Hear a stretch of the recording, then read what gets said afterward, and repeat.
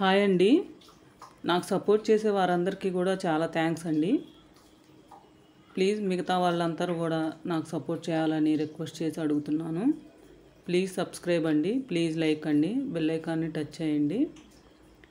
మనకి జాకెట్కి back side నడుము వైపు నడుము పీలిక కుట్టు కనిపించుకోకుండా మనకు పట్టీ వేస్తాం కదండి, ఆ పట్టీ కనిపించకుండా ఎలా స్టిచ్చింగ్ చేసుకోవాలి అనేది చూద్దామండి. ఇప్పుడు చూడండి, ఫస్ట్ లైనింగ్ క్లాతు పై క్లాతు రెండు కలిపి అటాచ్ చేసుకోవాలండి ఫస్ట్ మనం. తర్వాత మనం నడుము పేలికి తీసుకోవాలి. 1.5 ఇంచ్ తీసుకుంటే సరిపోద్దండి. ఏ జాకెట్కి అయినా 1.5 ఇంచ్ కరెక్ట్గా సరిపోద్ది అనమాట. ఇక్కడ క్లాత్ తక్కువ ఉండటం వల్ల చిన్న చిన్న పీసెస్ కట్ చేసుకొని వాటిని జాయింట్ చేసుకున్నాము.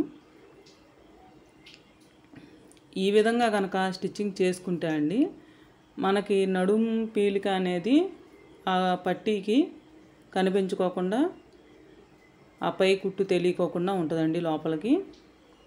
ప్లస్ చేతి పనితో కూడా పని ఉండదండి, అంటే హెమ్మింగ్తో కూడా అవసరం లేకోకుండా చాలా నీట్గా ఉంటుందండి లైనింగ్ జాకెట్లకి. ఈ నార్మల్ జాకెట్లకి అయితే కంపల్సరీ చేతి పని చేసుకోవాలి. కొంతమంది అయితే మిషన్ కుట్టే వేయించుకుంటారు.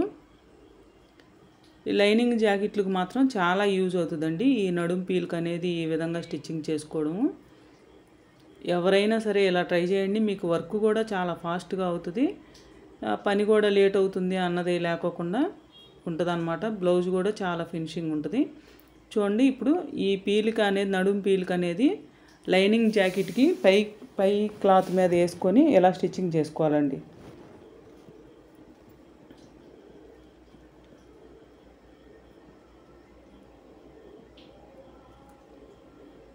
ఇలా పై క్లాత్ మీద వేసుకొని స్టిచ్చింగ్ చేసిన తర్వాత దాన్ని పక్కకు హోల్డ్ చేసుకొని దానిపైన అంచమ్మటే స్టిచ్చింగ్ చేసుకురండి. అప్పుడు ఫోల్డింగ్ అనేది చాలా నీట్గా వస్తుందండి.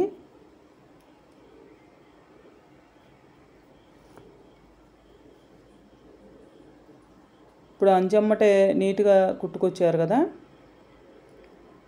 ఇప్పుడు మనం దాన్ని లోపల వైపుకి ఇట్లా కొత్తగా వాళ్ళు అయితే మాత్రం దాన్ని అట్లా మడిచి దాన్ని కూడా స్టిచ్చింగ్ చేసేయండి. మడత పెట్టిన దాన్ని.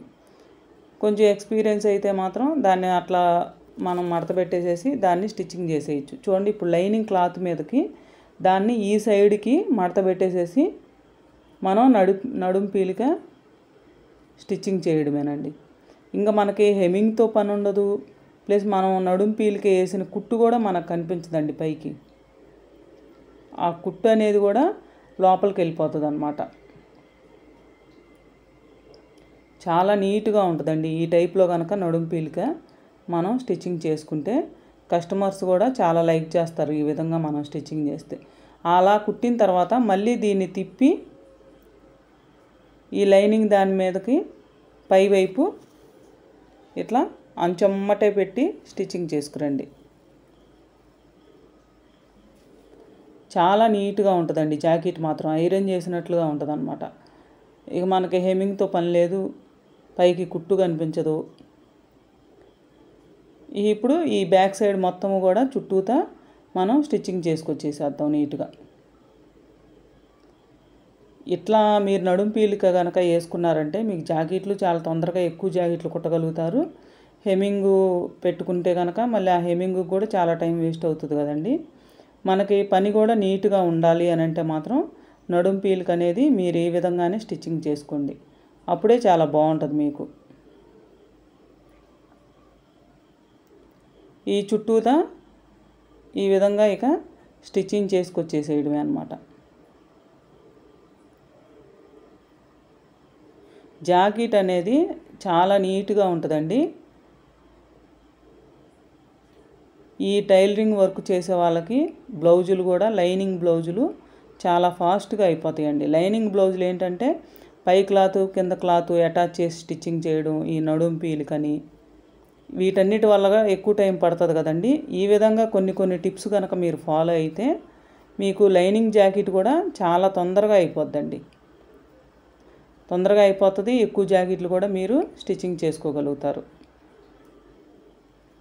ఈ విధంగా ట్రై చేయండి.